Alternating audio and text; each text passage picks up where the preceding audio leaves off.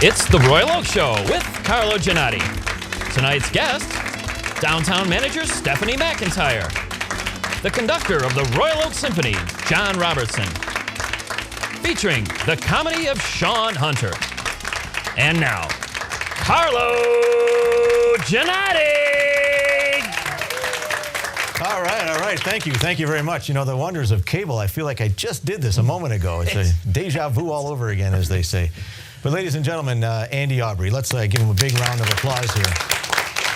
As some of you may notice, I took a little hiatus over the summer, and I went back to school to get my doctorate degree. No, I'm just kidding. I just took time off, and Andy, you did a great job while I was gone. I think 2 or 3 people were watching it, and it did a great job. One's here tonight, I found out, actually. But Caro, you know, it's amazing, you know, the notoriety of the people. And I had people come up to me, as you know, on the street. And, you know, are you on the Royal Oak Show? And I said, yeah, you know, yes. And said, can I get your autograph, Carlo? And I thought, are they really watching? I don't know. I guess not. But. Well, I mean, a lot of you can tell we look so much alike. I mean, I can see how the confusion is. It's hard to imagine. Andy's growing a goatee because last time we saw each other, in fact, I had a goatee, and I shaved mine off to be like Andy, and, well, right. You know the rest of the story. We just can't get on the same page, can we? No, we can't. I know, but I'm going to go with the shaved look from here back right now. Oh, That's what I do, yeah, I'll tell you.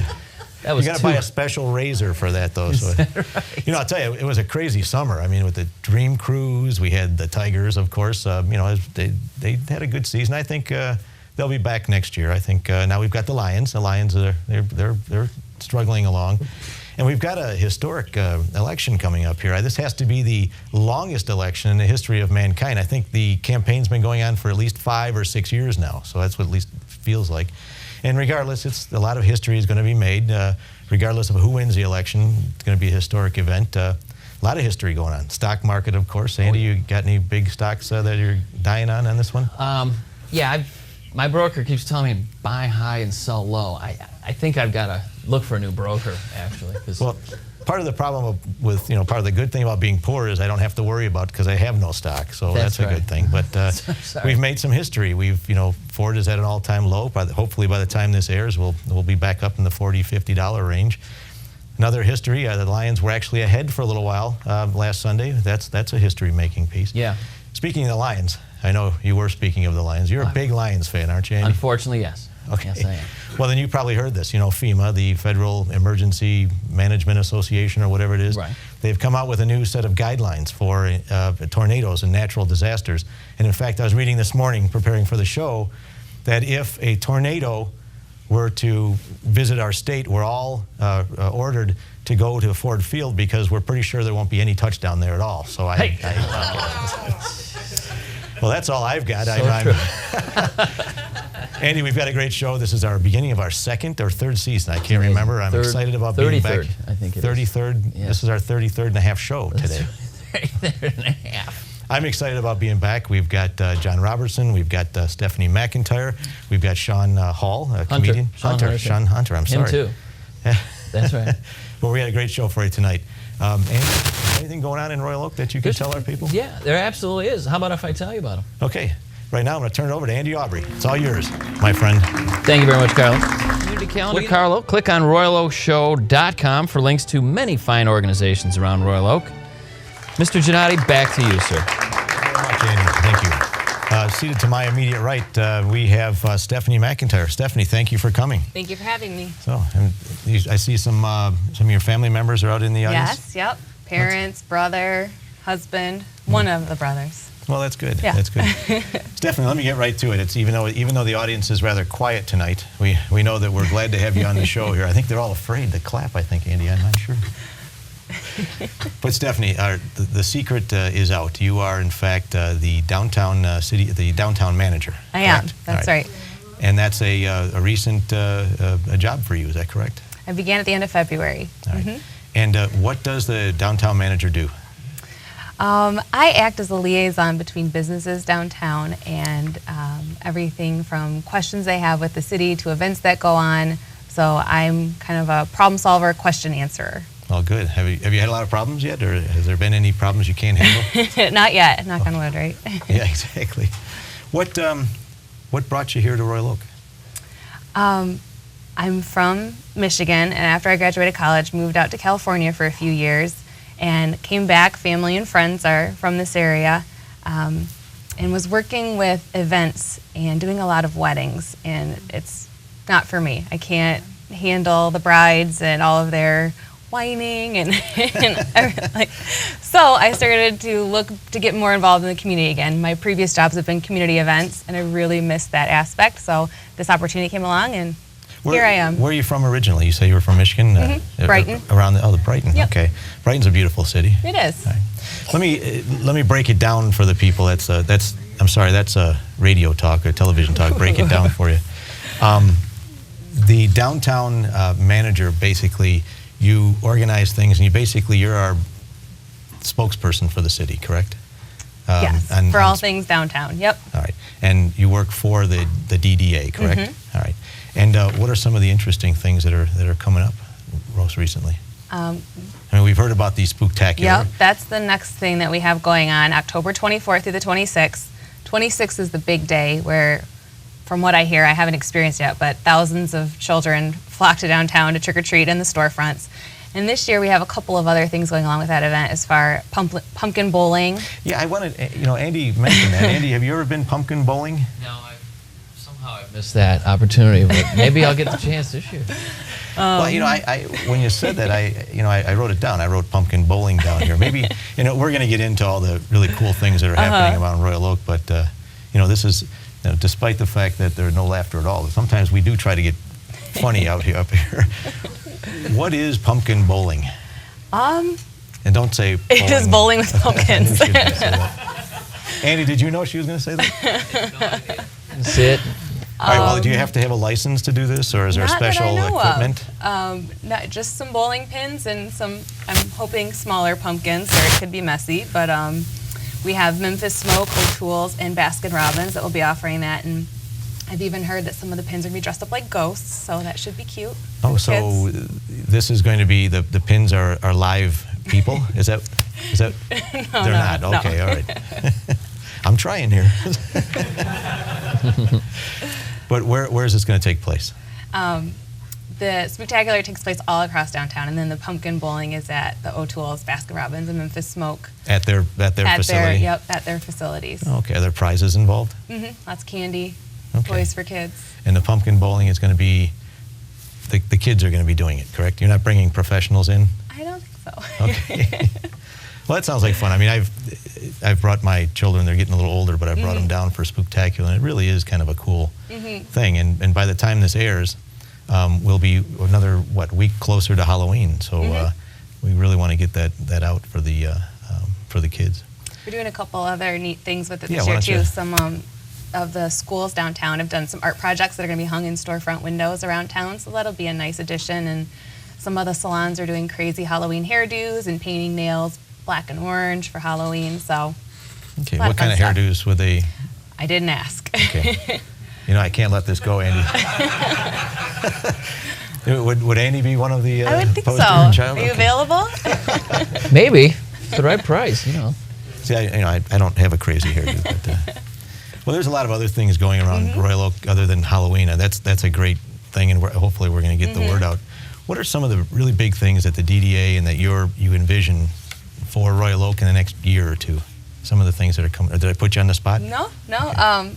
Well, right now we are working on some new streetscape projects in the downtown, which will continue this fall and then also into the spring. So replacing some of the bricks, just redoing all the streetscape. That's a big project. We recently purchased LED lights for the trees downtown to decorate for the holidays. That's so great. that'll Those are be cheaper nice. cheaper. Those are less expensive to run than the old-fashioned. Yep, Okay. yep. So that will look nice for the holidays. We have the tree lighting coming up. Is that part of what you would be doing? I believe that's run by the city, but But you guys will obviously be coordinating with that. Yep, absolutely. Well, that's great. So what are some of the other things what are some of the things that you like about this city? Not being a Royal Oak native, Right. but coming here now. What are some of the things that keep you here? I think that it's nice because it's a bigger city feel. There's some taller buildings. There's always someone on the street. It seems like there's always something going on. But at the same time, it's not so big where, I can walk down the street, I see a lot of familiar faces, a lot of people that I know. So it's a nice balance between a big city but the little small town feel. Well, that's kind of, so we hope to have you here for quite a while, I would imagine. Yep. What is a normal day in the life of the downtown manager? What do you do? What is, I mean, the blow-by-blow stuff. What are some of the things that you do? I answer a lot of emails. Do you really? A lot of emails every day, which is nice. The From people within the city or outside of the city? Mostly within the city, especially now with the parade coming up. But a lot of the businesses will email me questions, or I'll send out information to them about what's going on downtown. I get a lot of follow-up questions from that. Going out and visiting the businesses, whether it's informing them of, you know, an upcoming event or something going on downtown. A lot of meetings. A lot of meetings, yes. We just had a meeting the other day. We certainly did. That was a memorable meeting to be part of, but I think things worked out. Miss Carol Hennessy is in the audience. She knows what we're talking about. A little inside joke, folks. But Sorry. No, but there are, I would imagine, a lot of meetings that you have to attend to because you want to get out the good word on Royal Oak. And a lot of working with other organizations from both within Royal Oak and other cities. So. And we do have a lot of groups in Royal Oak, don't we? I mean, I know we have the downtown, we have the retailers, and we have restaurant and bar owners. And is it your job, the chamber obviously is a big one, is it your job to kind of keep everyone kind of talking to each other and heading in the same direction? Would that be accurate to describe? Yeah, we've started doing monthly meetings with the chamber, the director of the chamber, and then the president of the Royal Oak Restaurant Association, so that we're all kind of on the same page and know what's going on with each other rather than, you know, That's I always don't know. a good thing, yeah. Especially a city like the downtown. And your responsibilities, is it mainly in the downtown area? All right. But a lot of what you do in the other organizations, is it fair to say that it kind of spills out into the rest of the city as well? For the Yeah, absolutely. A lot of the events or things that we put on, everyone in the city enjoys. So it's not just the downtown, but all the residents. Well, from everybody that I talk to, you're doing a great job, and don't go anywhere because we're going to be right. Well, you can't go anywhere. We got you tied to that couch.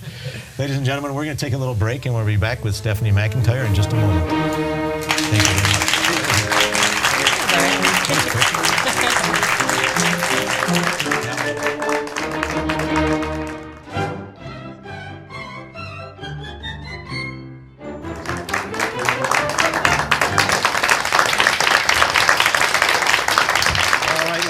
Thanks for coming back to the Royal Oak Show. I still have Stephanie with me.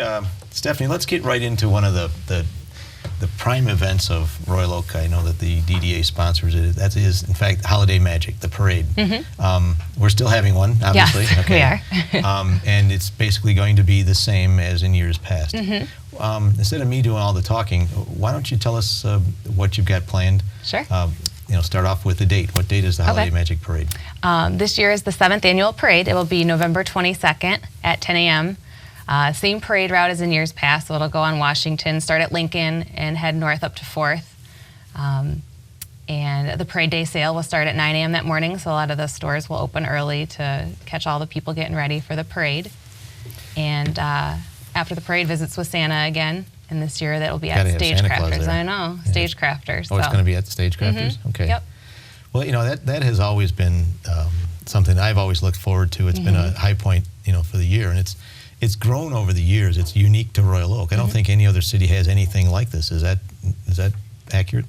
Absolutely. It's been taken to another parade level, if you will, with floats from the Parade Company, which is the company that does the big Thanksgiving Day parade in Detroit. So that's a great addition. We have a lot of musical acts.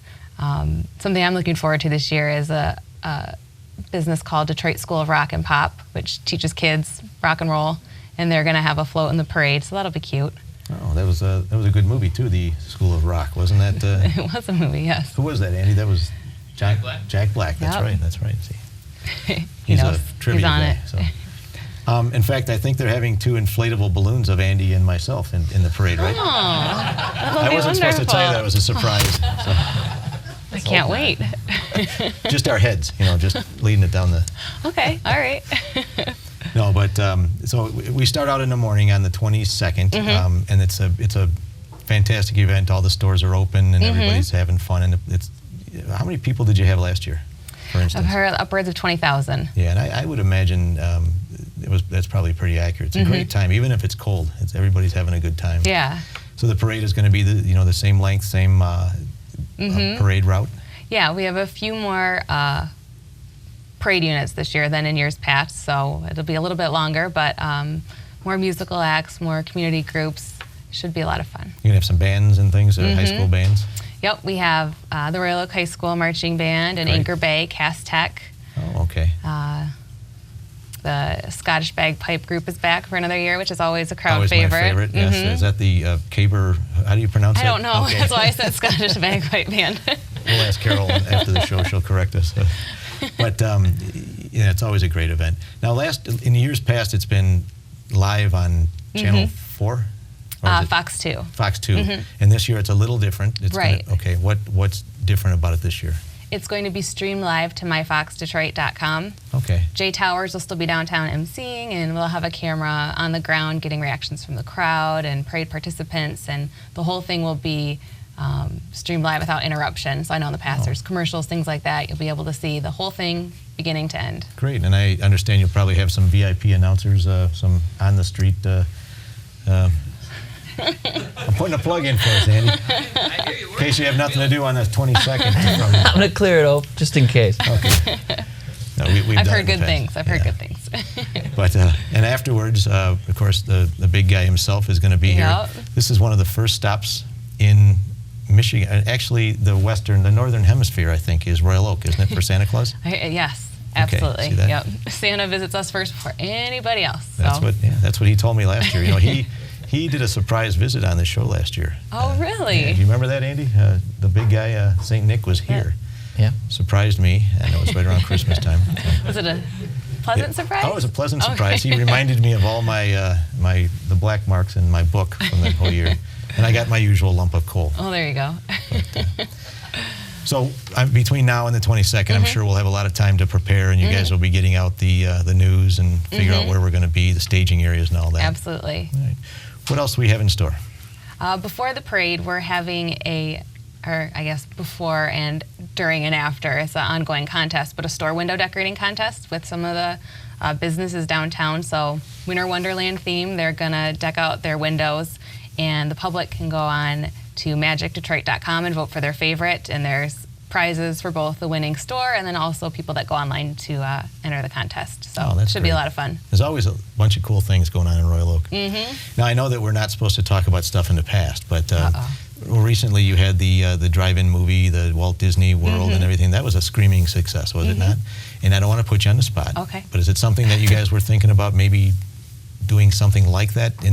Obviously it depends on Walt Disney, but is that the kind of stuff that you're trying to bring to Royal Oak? Some big spotlight issues or programs? I think it was a lot of fun for families. It was a great draw to get kids of all ages into downtown Royal Oak. We haven't had another meeting since the event, so I don't know if I can really speak on... Nope, I don't want you to spill the beans here. Well, I want to say on behalf of everybody that I talk to in the city, you guys are doing a great job, because when people hear about Royal Oak downtown, they think bars and restaurants, which is great, and that's what we want people to come to downtown. But there's also that different facet of activity that a lot of people don't know about.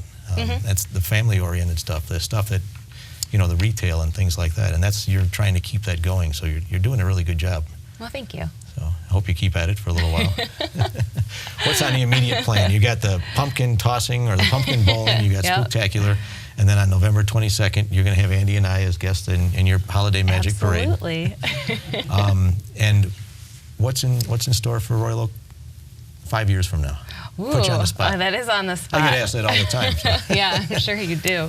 Well, I would imagine you'd want to keep it going in a positive direction. That's what I was going to say. I don't think there needs to be a huge amount of changes. I think it's more of a idea of maintaining what we have. It's already known as a great spot for events, for dining, for shopping. And I think we just need to maintain that so that we get new people coming to downtown Royal Oak and we keep the people that are already coming. Good. You enjoy your job? I do. I do. You're not going to go anywhere for a little while, right? No. All right. You seem like you're having a really good time. You've always got that smile on your face, and that's hard to do. Andy and I used to have a smile on our face all the time. Oh. We're grizzled veterans kids, now. Right? Yeah. So, now who do you have with you tonight, real quick, before we... I have my husband, Jason, my parents, John and Julie, and my brother, Jason. I also have another brother and a sister, and they're not here tonight. Okay, well, they'll come the next time you're on. Absolutely. Well, Stephanie, I'm going to thank you very much for coming tonight. I really enjoyed it, and I hope you come back, and I hope everything's a screaming success from here on out. Thank especially you. the pumpkin I'll keep you posted. All right. Stephanie McIntyre, ladies and gentlemen, thank you very much, and we'll be right back. But first, a few moments from Mr. Positive. I can't stop the mountains from touching the sky. I can't keep the eagles from learning to fly. I don't know the mystery of where we came from, where we're going, or when it's all done. But there's one thing for sure. Never taunt destiny unless you hold the cure.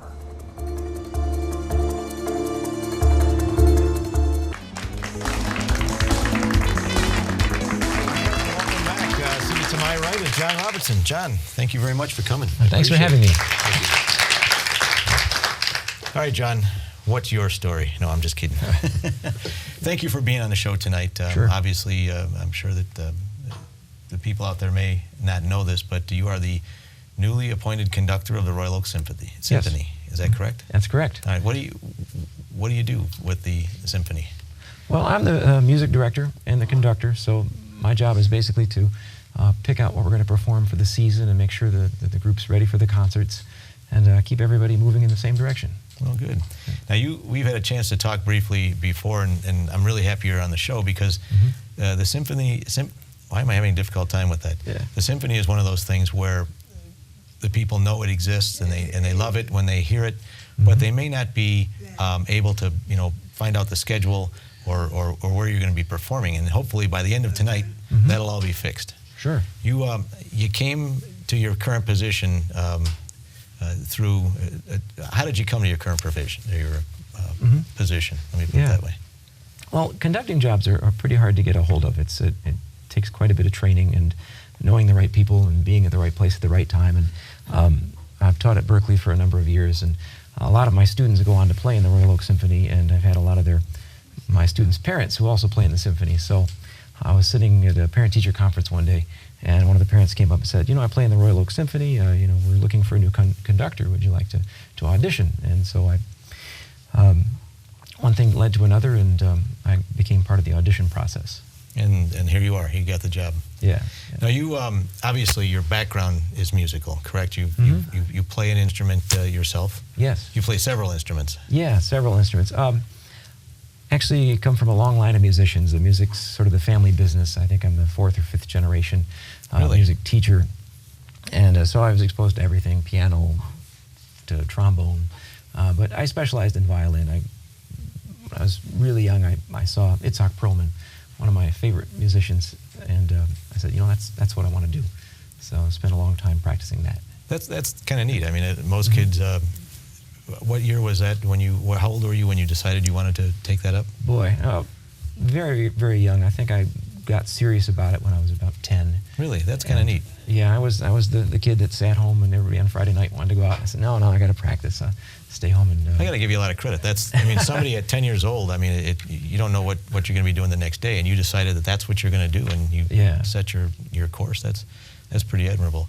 Now, you grew up in Sterling Heights. Sterling Heights. Not too far from here. No. City just kind of like Royal Oak almost. Yeah, I'd say so. Grew up in Sterling Heights and was part of the band, the orchestra. My parents both worked for the school district there. Went away to the University of Hartford. There's a music school out there called the Hart School of Music. And do they play U of M too? I think they play U of M coming up next time, don't they? Could be. And studied there, got a couple of degrees there, music education and violin performance, and came back and looked for a teaching job. Okay, and you found one in Madison Heights, or Berkeley, I'm sorry. Berkeley, yeah. How long have you been with Berkeley now? This would be my 8th year. All right, and with orchestra, that's your, okay. Yeah. Now, being a conductor, I would imagine you don't have the luxury of just being able to understand one instrument or one part of the orchestra. You kind of have to understand where everything fits in. Is that an understatement, or? Yeah, that would be accurate. You're sort of the you're the manager. You have to make sure all the parts are working together, and any one piece has maybe 15 to 20 different parts that you have to make sure all fit. So you're kind of the overseer of everything that happens. That's got to be a tough job. I mean, it really, when you listen to an orchestra that's well conducted, I guess, I don't think the average person in the audience would recognize how much work goes into making it all sound the way it does. I mean, you've got very qualified musicians, but you're the guy that puts it all together. Yeah, you're right. I'm making you nervous now because you're going, oh, geez, I didn't realize that I do all that. No. Yeah. No, you got it. A lot of people don't understand it. You know, you're the guy with a stick, and most people don't relate to that. You see all these musicians that have spent hours of practice, and I'm the one that just waves my arms in front of them. And so it doesn't look like much, but there's a lot to that. Yeah. And bringing us down to the stick, the baton. Yeah. See, I did my homework, see. But you don't just stand up there and keep the tempo either. I mean, that most people may think that that's what you do. You're just keeping time. But what are you doing when you're standing there in front of the orchestra? Well, I like to. I think that each conductor has his or her own sound, and they bring that to the orchestra by the way their body language basically. But you're conveying everything from tempo to how loud you want it to. Just subtle nuances in the way you want them to play, and the more, I guess, the more dexterous you are at it, the better the orchestra sounds. Do you ever feel that you're up there and you actually set the mood and the tone? I mean, a good conductor or a bad conductor can make or break the sound. Is that true? Yeah, oh, definitely. I'd say within about 15 minutes, your attitude, you sort of set the tone of the entire room. And so you really have to think about how you want to run things. You have to do a lot of planning in advance. So the orchestra, if you will, the band, the symphony is basically it's an outcropping of you, basically. Your mood, your approach to music and those sorts of things? I'd say it's a shared thing. I think the musicians bring a lot to it, and it's more your job to kind of help them put it together and express what they want to do. It's not me putting on them how I want it to sound, but I look for the strengths of the orchestra and try to make those more pronounced. Yeah. You know, in our next section, we're going to talk about the Royal Oak Symphony. Yeah. But just before we get into that, how do you audition for a job as a conductor? What do you do? What are they looking for, and how do you fit in with the members of the orchestra and those sorts of things? Yeah. Well, I think you really have to have a lot of training. You have to be a decent musician yourself, and you also have to you can earn degrees in conducting. And you know, I've pursued one myself, and the people that I've auditioned against also have that background. One of the other candidates was a professor of conducting at a university. We have members of the Detroit Symphony Orchestra that auditioned. Other prominent musicians in the area, and you have to first of all, you know, they sort of examine your background and say, all right, these are people we want to try out, and then you spend I spent 2 years at it, giving trial performances, and then at the end they sort of decided, okay, well, we like this guy, we'll go with this. Okay. And when we come back, we're going to talk about you and how you have moved the Royal Oak Symphony to where it is now. Okay. Don't go anywhere. We'll be right back with the Royal Oak conductor of the conductor of the Royal Oak Symphony. We'll be right back.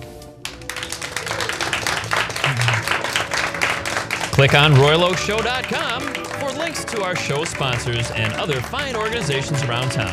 The Royal Oak Show will return in a moment. Please stay tuned. All right, thanks, ladies and gentlemen. We're back with John Robertson. John, we're at the dreaded second section of the interview. You having fun so far? Yeah. Good, good. You're doing a great job, by the way. Glad to be here. You know, there's a lot of people that may not know a lot about the Royal Oak Symphony. And when you leave tonight, like I said before, there's going to be a whole wave of new fans that you're going to have. Because, you know, millions of people watch this show. Is that what our last poll was, Andy? Billions. Billions. 700 billion. That's right. That's awesome. Tell us a little history about the Royal Oak Symphony. When did it start? Those sorts of things. Well, the Royal Oak Symphony's been around for a number of years and under different names.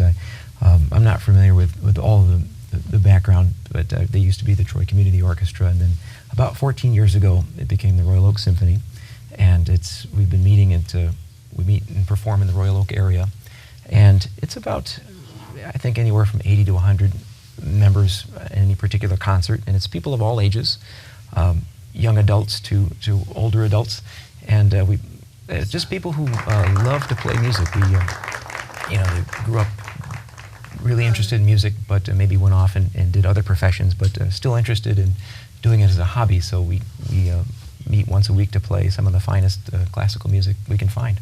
And who chooses the music, the material that the symphony will play?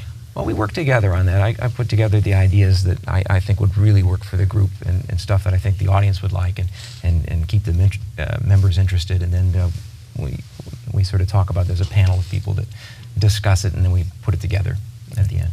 Are most of the, are they volunteer musicians, or are these paid positions, or? Yeah, they're all volunteer. Really, that's amazing. Well, one of the things I was really struck by when I met the group was they're all very friendly.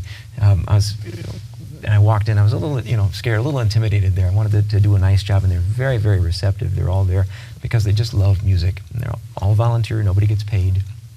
Kind of like the staff here at the Royal Oak Show. Yeah. But they just do it because they love it. Well, usually that's the best sort of interest you're going to find, are people who are doing it because they love it, as opposed to the paycheck. Right. So, yeah. You say you're housed, you meet at the Royal Oak Middle School, correct? The old Dondero High School? We perform there. We perform. Where do you guys practice, and where do you call home, if you have a home? Yeah. I guess I'd have to say Royal Oak High School. I think it's Kimball. And we rehearse over there Wednesday nights for a couple of hours. And we do most of our performances at Royal Oak Middle School, formerly Dondero. There's a beautiful auditorium there. You like the acoustics in that place? It was built back in the 20s or 30s? It's very nice, yeah. Nice place to play, especially. It's surprising to find that at a middle school. But it's very nice acoustics. And now you're having, and I'm sure we're going to get more detail out to the people when they watch the show, but you have some programs coming up that you'd like to talk about, hopefully. Yeah, sure. Well, we just opened our season with an all-American concert that had featured works of Aaron Copland, George Gershwin. My favorite piece on the program was Lincoln Portrait. It was a piece for a speaker and orchestra, and it's a tribute to Abraham Lincoln, and a very, very famous piece. Upcoming concert on December 5th is our winter concert, and we have quite a variety, actually. We have Finlandia from Sibelius, by Sibelius, a very famous piece. The Egmont Overture from Beethoven, something from Mozart. And we also have some seasonal works. It's close to Christmas, so we're doing a Sleigh Ride and Carol of the Bells. Another concert coming up March 6th is a Russian concert, all Russian pieces. And Russian music's very, very lively and very energetic and emotional. And we have Borodin Symphony No. 2, classic piece, and third movement of Symphony No. 2 by Rachmaninoff. It's a very gorgeous flowing themes that I know the audience will just fall in love with. And we're going to end with excerpts from the Firebird Suite by Stravinsky. Oh, one of the great things about doing this show, and I think everyone here will agree, is we started the concept with the Royal Oak Show, and we've all been surprised about. I think I've seen a side of Royal Oak that I haven't seen at least 12 different times. Every time we do the show, we find out something about some aspect of Royal Oak, and I think the Royal Oak Symphony is just that. I mean, it is truly, and it's an overused word, but it's truly a jewel. And a lot of people really haven't had the opportunity to experience. I mean, you have I'm sure, a loyal following. Yes. And you probably have no problem filling up the auditorium, but you'd like to get this out to more people, I would imagine. Definitely. You'd like to have other people enjoy the music. Yes. Oh, we'd love to bring more people in. There's always more space. The auditorium that we play in actually has two floors to it, so we could fill up a whole other floor. It'd be great. Well, after your appearance on this show, I don't think you're going to have any problem at all, right, Andy? So, but and I'm sure, hopefully, they're going to be running information. But if somebody wanted to get tickets or wanted to find out more about the Royal Oak Symphony, where would we go? Who would we contact? Yeah, I think the easiest place would be the Royal Oak, the website. It's royaloakorchestra.org, and we put the concert dates and the other information on there, and that's probably the easiest access. Okay, and again, that's royaloakorchestra.org. Yes. All right, and where do you see, in the 30 seconds that we have left, where do you see the Royal Oak Orchestra going at this point into the future? Where would you like to take it?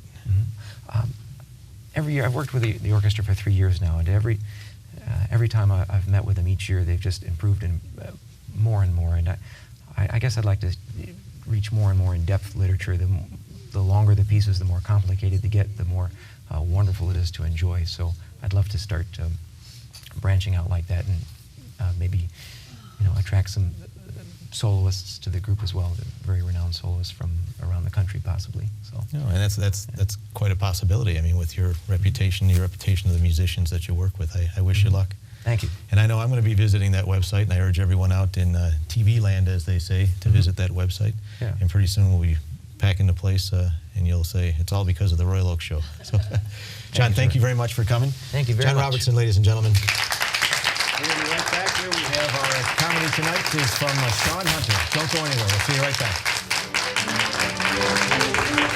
Join us on the next Royal Oak Show, and our guests will be Meta Lansdale of the Royal Oak Public Library, Diane DeVico of the Royal Oak Community Coalition, and Marge Webster of Amazon Promise. We'll be right back.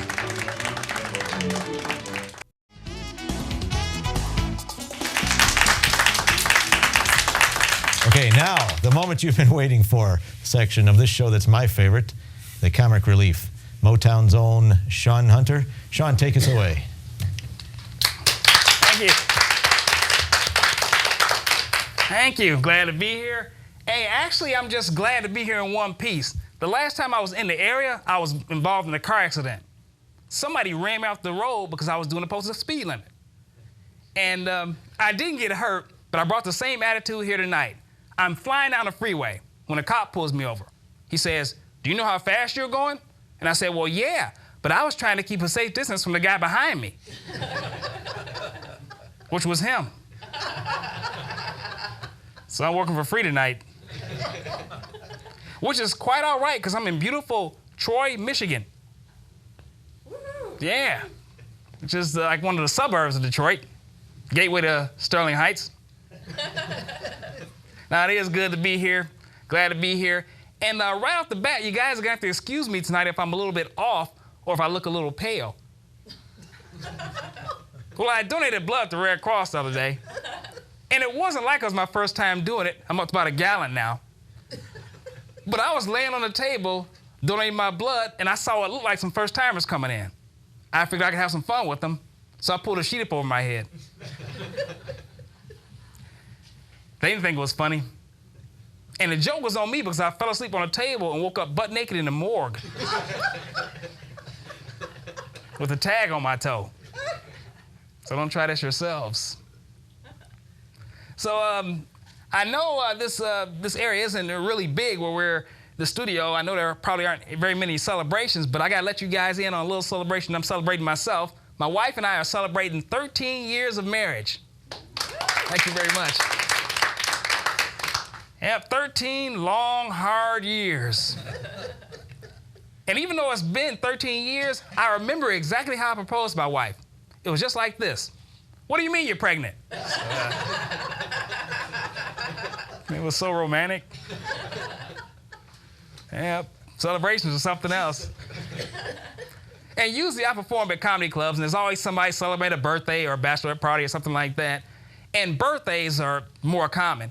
And birthdays are all right if you're born, though I guess October now. You're born in October, it's fine.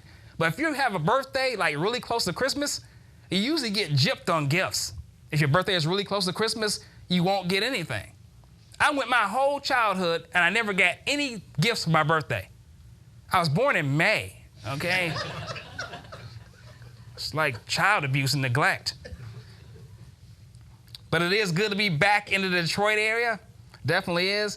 Last time I was in the area, it was back in July. And the last time I was here, it was so hot. Thank you. It was so hot that before I went outside, I was 6'2", Caucasian and blonde. And I had a job. Kind of turned me into a human shrinky-dink. And I did say shrinky-dink because that's a thing that means small. And I've been up here for a few minutes. You've seen how short I am. I'm 5'5" on a good day. And I've got a lot of tall friends. And friends over the years have asked, "Hey, Sean, what's it like being short?" And I'm like, I don't know. I don't have anything to compare it to. It isn't like I used to be a really tall guy, but I was involved in some boating accident. But now I'm short. I don't know what it's like to be tall. Have no idea at all. But most of us here are from Michigan, I take it. Hey, Michigan. And I just finished a tour of Michigan that ended in Jackson. Anybody here ever been to Jackson by way of I-94? Yeah. Okay. Yeah, if you go to Jackson, you get close. Now, I didn't make this up. There's this little town called Climax. Yeah. Well, I went there. I took my wife with me on that tour. And her being married to a comedian for all these years, you know, we got close to Jackson, and we saw that sign. It said Climax 1 mile. She looks over at me. She says, hey, you better slow down. You don't want to get there too quick. I got mad. I said, why don't you get out of the car so I can go there by myself like I usually have to? Well, she didn't get out of the car, but I did go there by myself that night. Darn it. Oh, heck, I said darn. Oh, darn, I said heck. Oops. Is this going to be on TV, folks? Well, I guess we can continue. But, you know, I was talking about doing that tour. Did a tour of Michigan. We did do Jackson. Had to go way up north, too. And I found out that when you're way up north, you know, I had to go way up north out in the woods. And I found out that when you're way up north out in the woods and you don't know anything about being up there, people mess with you. Anybody ever heard of the jackalope? That made me mad. The other comedians I'm with are telling me all kinds of lies about the jackalope, and complete strangers are jumping into it, adding to the lie. One guy's talking about, yeah, about 10 of them tipped over my Jeep and killed my pit bull. I'm scared to come out of my cabin. I'm thinking I'm gonna get like ravaged, because that's what jackalopes do. They gore you with their horns, you fall down, they just beat the crap out of you. That had me messed up. That and snipe hunting. I ain't doing that no more either. Is there anybody in here by show of hands that's never went snipe hunting? I was the only one who fell for the banana in the tailpipe. Thanks for that vote of confidence. Yep, I was the only one that fell for that. And you know, I got kids. Anybody know about kids? Little people look just like us. Got kids, and kids come up with these questions. You know, come up with all kinds of questions. And I can tell you about it if I have enough time to do that kind of thing. And, you know, I was driving my kids home from a birthday party one day, and out of the blue, my daughter says to me, Dad, if you get shot in your neck with an arrow, how will we get home? I said, I don't know. Maybe the nice paramedic who comes and collects my body can drop you off at the house. Well, it made me mad. I'm laying there dead, and she's wondering how she's going to get home. And so now, on top of all my other problems, I got to worry about assassins at intersections armed with crossbows. And this is the same daughter who later on that day, I spent 45 minutes trying to explain to her why the people on TV can't hear you. Because they drive me crazy with their questions. How much does Michigan weigh? I don't know. And no, I don't know how come Tarzan doesn't have a beard. I don't know. I have no idea. But doing stand-up comedy, this is my profession. But I have to have other stuff to do, you know, other jobs and everything like that. Got a day job for a while. Worked for 2 men in a truck. And that was cool until the other man went on vacation. It turned into 1 man and a broken back. But my time is running out. I got to get on out of here. I got to tell you guys, out of all the crowds I worked in front of, you guys are definitely one of them. Thanks a lot, you guys. Thanks.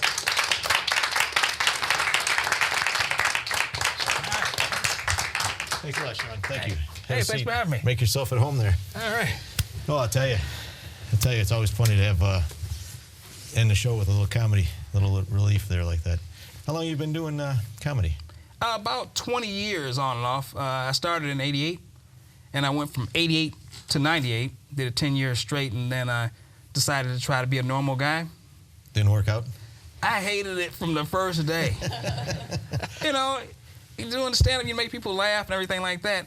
Not that I didn't make people laugh with my other jobs. What other jobs did you have? Believe it or not, for a year I was a stripper. You got a lot of laughter. Yeah, I from got that a lot one? of laugh. I killed every night with that, because, I mean, look at me, I know the and it was, that was something else. I've worn a lot of hats. I was a glass fabricator. What does a glass fabricator do? A glass fabricator basically develops lung problems. You're working with this glass, and you grind it, and you inhale the dust, and it makes your chest rattle. That sounds like a fun job. Oh, it's great if you like ground up glass in your mouth. Well, a couple of things you talked about there about giving blood. Andy, have you ever given blood? Statute of limitations and all, but They always test a little bit, and then they thank me for coming and say they're not able to use me. So that's been a problem before. Back when we were in school, the big thing was giving plasma. That was a big thing. You get these I've done crazy that too. guys. They go out there and sell your blood, basically. Yeah, they take the plasma. They use an even bigger needle. Yeah, it's a pipeline, I think. Yeah, they put it in your arm. It's like that, and they put it in your arm, and they take the blood out and they separate it, and they put this stuff back in you. Yeah, it's painful from what I hear. It hurts bad. Yeah, but you get $20. At the end of the day, you get $20, and what can I say? Well, you can buy a lot of really cheap alcohol with that. And plus, with your blood level down, it's more effective. It's that more way. effective. I'm just saying. I know. That's what you've heard. I understand. Well, what's your favorite part about being a comedian? The favorite part is when, I'm sure with every job, you have good days. Well, a good day or night with us is when stuff just goes well. You've already had some shows, so there's no rust. And, the timing is there, the bits are working, there are no hecklers, that type of thing. You get a lot of hecklers at this show, I'll tell you. So. Oh, this crowd, everyone's sober. Yeah, true. That's what used you to think. working with. Yeah, and everybody's sober. I can keep my clothes on. This is great. I wish I could work a room like this every night. Well, I there had are to some ask. drawbacks. Let me ask John. I had to ask you about your scientific method of your jokes. You had written okay, well, what about this one? You were asking some of the crew beforehand. Yeah. You think this one would go or that one would go? Do you do the same thing when you're playing a club, depending on the type of crowd that may be out there? At the clubs, I'm not as meticulous with it, especially those smoky bars. Yeah. You go in there, you can say some stuff, and you think it's really raunchy and blue, and they're like, okay, give me more. That's right.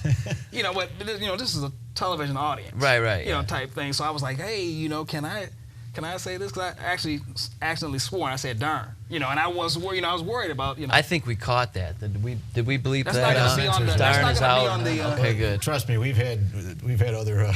We've had others, We've yeah. had a couple of comedians Darn's who- tame. We really had to.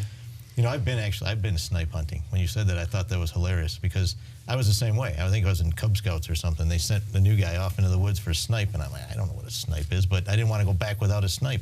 So, did you find a snipe? Actually, no, I didn't. And I told a crowd about that in Lansing.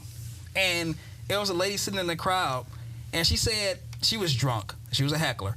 And she stood up in the back, she yelled out, "You ever been to a watermelon roast?" I'm like, what in the world is a watermelon roast?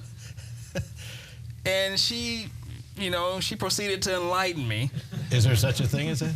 I guess there is. I'm old. I'm in my 40s, so I'm old enough to remember, the 70s. I guess the watermelon roast, they must have originated back in the 70s when everybody was guessing their back and then actually enjoying it. That's what the watermelon roast.